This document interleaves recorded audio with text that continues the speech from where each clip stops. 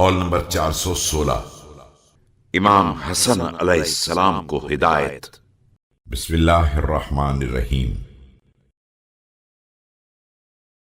اپنے فرزند حسن علیہ السلام سے بیان فرمایا،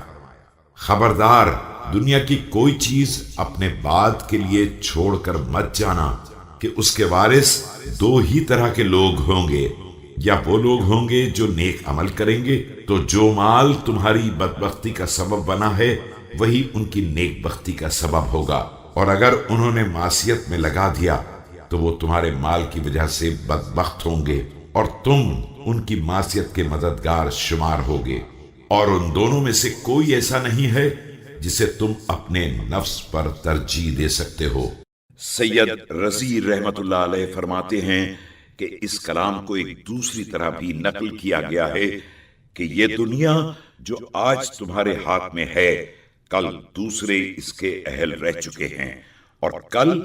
دوسرے اس کے اہل ہوں گے، اور تم اسے دو میں سے ایک کے لیے جمع کر رہے ہو، یا وہ شخص جو تمہارے جمع کیے ہوئے کو اطاعت خدا میں صرف کرے گا تو جمع کرنے کی زحمت تمہاری ہوگی اور نیک بختی اس کے لیے ہوگی، یا وہ شخص ہوگا جو معصیت میں صرف کرے گا تو اس کے لیے جمع کر کے تم بدبختی کا شکار ہوگے، اور ان میں سے کوئی اس بات کا اہل نہیں ہے کہ اسے اپنے نفس پر مقدم کر سکو اور اس کے لیے اپنی پشت کو گراں بنا سکو، لہذا